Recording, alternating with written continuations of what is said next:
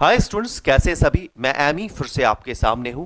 आज बहुत important video लेकर, और वीडियो इसलिए है क्योंकि काफी सारे बच्चे परेशान रहते हैं जो नए हैं, और काफी सारे पुराने बच्चे भी परेशान रहते हैं कि कैसे हम बैंकिंग की तैयारी करने के पहले कुछ चीजों को इकट्ठा कर लें।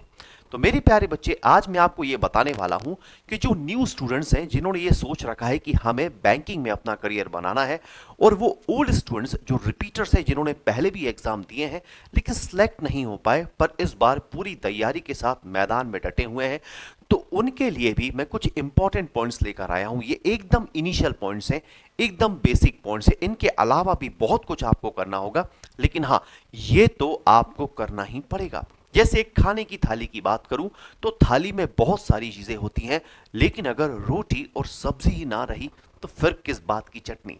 तो मेरे कहने का सेंस ये है कि कुछ ऐसी चीजें हैं जो बेसिकली आपको चाहिए ही चाहिए, भले ही आप रिपीटर हो या फिर आप एक बिगिनर हो, आप दोनों के लिए। तो बहुत अच्छे से इस वीडियो को आज देखेंगे और समझेंगे। मेरे बच्चे, सबसे पहले हम बात करते हैं रिपीटर्स की या ओल्ड स्टूडेंट्स की। तो उन्हें क्या करना है? पहली चीज कि revise your concepts as much as you can. जैसे कि आपको रिपीटर कहा जा रहा है, आपको ओल्ड स्टूडेंट कहा जा रहा है, इसका मतलब यह है कि आपने पहले भी तैयारी करी होगी, पहले आपने कहीं से कोचिंग करी होगी, कुछ किताबें आपने खरीदी होगी, अपनी 3 महीने 4 महीने 6 महीने जो भी आपने तैयारी करी होगी, अपने नोट्स बनाए होंगे। तो अब आपको उन किताबों को, उन नोट्स को, उन शॉर्ट पॉइंट्स को उठा लेना है और बेहतरीन तरीके से बैठकर सिर्फ उन्हें रिवाइज करना है। तो जितना आप उन्हें रिवाइज करेंगे, अब आप उनमें उतने स्ट्रांग होते जाएंगे, क्योंकि करत करत अभ्यास के जड़बती होत सुजान, कि रसरी आवत जात ही सील पर होत निशान।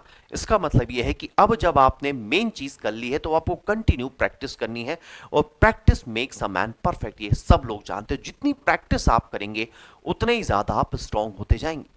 दूसरा इंपॉर्टेंट पॉइंट जो आपके लिए है वो है कि कंसंट्रेट मोर ऑन मेंस। अब आपको प्री पर उतना ध्यान नहीं देना है। क्यों? क्योंकि आपकी जो तैयारी है वो प्री लेवल की पहले ही हो चुकी है।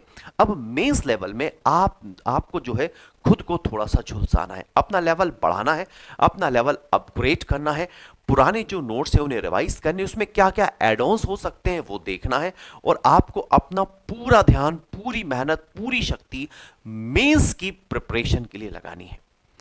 तीसरा इंपॉर्टेंट पॉइंट कि practice MOOCs daily oblique alternate, यानी आपको एक चीज ध्यान में रख लेनी है कि अब आपके सिलेक्शन को 70% जो चीज सुनिश्चित करती है वो है आपकी मॉक्स की प्रैक्टिस। जितने आप मॉक्स लगाते जाएंगे उतने आप स्ट्रांग होते चले जाएंगे, क्योंकि क्लास में बैठकर तो हर कोई ये सीख लेता है कि बैट की लेंथ कितनी होती है, बॉल की रेडियस कितनी होती है, स्टंप्स की साइज और पिच की गहराई कितनी होती है, या बाउंड्री कितने फिट की होती है।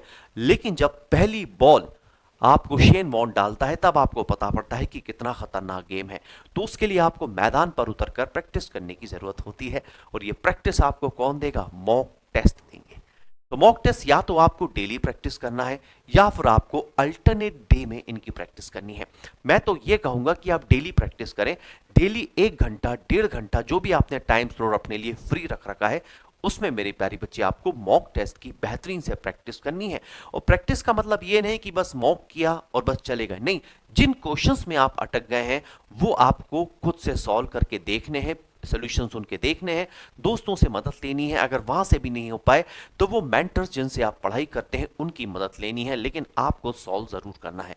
तब वो एक कंप्लीट प्रैक्टिस जो है कहलाती है, नहीं तो वो अधूरी रह जाती है। अब ये 3 चीजें आपको अपनी लाइफ में ऐड कर लेनी है। लेकिन वहीं अब मैं बात करता हूं जब बिगनर्स की, न्यू स्टूडेंट्स की, जिन्होंने पहली बार ये सोचा है कि भाई हम जो है इस बार पेपर देंगे, तो उन्हें क्या चीजें ध्यान में रखनी है वो देख लीजिए। सबसे पहला काम, सबसे जरूरी काम, चूज योर मेंटर। तो पहला काम क्या होता है भाई? देखो, बैंकिंग एग्जाम की तैयारी आपको करनी है। नो डाउट पेपर टफ आता है, चाहे मैं मैथ्स की बात करूं, मैं रीजनिंग की बात करूं, मैं इंग्लिश की बात करूं, या मैं करंट अफेयर बैंकिंग नॉलेज की बात क्यों ना करूं, हर पार्ट टफ आता है, इसमें कोई शक नहीं है। अगर मैं नेशनल लेवल के डिफरेंट एग्जामिनर से इसको कंपेयर करूं तो नो डाउट यूपीएससी के बाद आने वाला एक tough paper bank PO, bank clerk में आपको देखने को मिलता है। तो उसके लिए आपको एक मेंटर की जरूरत होती है। तो सबसे पहले आपको अपना मेंटर चूज करना है। ऑफलाइन ऑनलाइन जहां भी, जिस मोड में भी आप पढ़ते हो, आपको एक मेंटर चूज करना पड़ेगा जो आपको प्रॉपर गाइडेंस दे सके। या तो आप कंबाइंड किसी कोचिंग को चूज करिए या फिर आप सेपरेटली अलग अलग कोचिंग से अलग अलग मेंटर्स चूज करके उनसे पढ़ सकते हैं। बस ये ध्यान रखिए कि आप और आपके मेंटर दोनों एक दूसरे के इक्विलिब्रियम में चलें। यानी ऐसा नहीं हो कि आप थोड़ा स्लो समझते हैं, मेंटर तेज पढ़ाता हो, या मेंटर स्लो समझाता हो, आप तेज समझते हैं। तो दोनों का एक इक्विलिब्रियम में होना जरूरी है। इसलिए आपको थोड़ी सी रिसर्च करनी होगी, आप थोड़ा सा देखना होगा कि कैसे मैं अपने मेंटर से जो है इंटरेक्ट कर पाता हूं। बहुत से इंस्टीट्यूट्स आपको ऑप्शंस देते हैं, जैसे कि एसएल में भी आपके पास ऑप्शन है, आप कॉल करके फैकल्टी से बात कर सकते हैं, अपनी क्वेरीज को सॉल्व कर सकते हैं। तो आपको मेंटर यहां पर पूरा गाइड करता है कि हाँ कैसे तुम्हारी प्रिपरेशन आगे बढ़ेगी। तो सबसे पहला काम आपका होता है मेंटर को चूज करना। दूसरा आपका काम होगा कि build your foundation for each subject. Her subject के लिए आपको अपनी फाउंडेशन स्ट्रॉन्ग करनी पड़ेगी, चाहे वो बात मैथ्स की हो, चाहे वो बात इंग्लिश की हो, रीजनिंग की हो, या किसी और सब्जेक्ट की क्यों ना हो। फाउंडेशन बहुत स्ट्रॉन्ग करनी पड़ेगी, क्योंकि एक बार अगर आपकी फाउंडेशन स्ट्रॉन्ग हो गई तो प्री तो निकलेगा ही, मेंस में आपको 50% तैयारी पहले से ही करी हुई मिल जाएगी। क्यों? क्योंकि आपका फाउंडेशन स्ट्रांग है। तो आपके फाउंडेशन स्ट्रांग होने से फायदा यह रहेगा कि आप मेंस की भी चलते चलते 50% तक की तैयारी कर ही लोगे। उसके बाद जो तीसरा इंपॉर्टेंट पॉइंट आपके लिए है कि first cover basics then start your practice. सबसे पहले बेसिक्स को कवर करना है। कुछ बच्चों की हैबिट होती है कि वो सीधे मॉक टेस्ट से शुरू करने की कोशिश करते हैं, और फिर जैसे ही पता पड़ा कि मॉक में 30 क्वेश्चन उन्होंने अटेम्प्ट किए, 30 में से केवल 5 ही सही हैं, 25 गलत हैं, तो वहां उनका कॉन्फिडेंस लेवल नीचे आ जाता है। और फिर अगर 3-4 बार ऐसा होता है तो कुछ बच्चे बीच में ही अपनी तैयारी छोड़ देते हैं। पर आपको ऐसा नहीं करना है। आपको मेरे प्यारे बच्चे पहले मॉक नहीं, पहले अपने बेसिक्स को स्ट्रॉन्ग करना है। जब आपके बेसिक्स स्ट्रॉन्ग होंगे तो डेफिनेटली आप मॉक में भी अच्छी स्कोरिंग कर पाएंगे। उसके बाद be cautious while choosing your books. तो कोई ऐसे स्टूडेंट या मेंटर से आपको बात करनी पड़ेगी जो आपके सब्जेक्ट के अकॉर्डिंग आपको बेहतरीन बुक बताए। मार्केट में जब आप किसी भी स्टेशनरी पर जाते हैं जो कॉम्पिटिटिव एग्जाम की बुक्स देते हैं, तो वहां पर आपको काफी सारे बुक्स के ऑप्शंस मिलते हैं। कभी कभी वो आपको ऐसी बुक्स भी देते हैं जिनमें उनको मार्जिन बहुत ज्यादा मिलता है, लेकिन आपको फंसना नहीं है, बल्कि आप तो अपनी लिस्ट बनाकर जाइए कि किस सब्जेक्ट के लिए आपको कौन सी बुक लेनी है और किस जो है पब्लिशर का आपको मॉक टेस्ट की सीरीज लेनी है। तो ये चीज आपको कौन गाइड करेगा?